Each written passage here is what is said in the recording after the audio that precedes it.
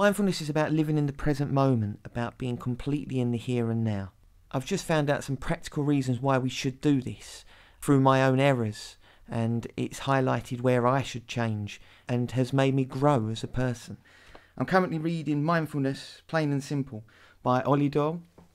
Last night I was laying in bed reading the book intently, really getting involved in it. It's a wonderful book. Something caught my interest and I started thinking about this particular point. As I was thinking about it, my eyes and my brain was still reading the words, and yet a part of me, my consciousness, was kind of off in another time, living the moments of the practical uses of what I've just read. Now, the strange thing about this was when I kind of come out of the fantasy, out of the thoughts away, I then realised that I'd probably read about 2-3 pages without taking in a word. Yet my eyes had followed and my brain had read the words, yet I wasn't actually taking it in. This isn't staying in the moment. This is practical proof that I don't stay in the moment all the time. You know, I should be reading the words and actually taking them in, but I wasn't. Now, this also got me thinking of a story, something that happened to me in my previous job. There was this particular gentleman who I had issues with. He was a very forceful boss and he caused me quite a lot of hassle. Anyway, one day I went in and he caused me a few problems that day, and then just as I was about to leave he sent me an email saying, tomorrow can you come in and see me? So that whole night I was picturing what the meeting would be like. I was planning what I was going to say. I was working out what he would say back to me. I was counteracting his arguments. I was getting angry inside, living the moment of being in the meeting.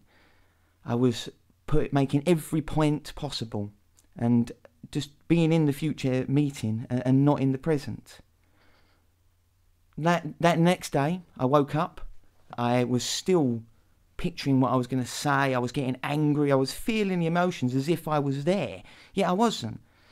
And when it actually came to the meeting, I felt prepared for this because I'd lived it out several times in my mind, and I felt as if anything he could say, I had a counteract to, and I was going to argue my point, and I was going to beat him and win the argument. When it actually came to going into the meeting, nothing was said. He basically apologised to me, admittedly not using those actual words, but it was absolutely fine. It wasn't an aggressive meeting. He was perfectly nice.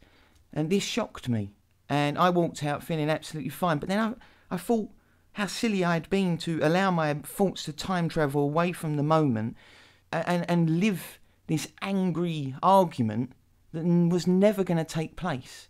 When you leave the present, it becomes a fantasy. It isn't real, so you don't know what's going to happen. You can't predict.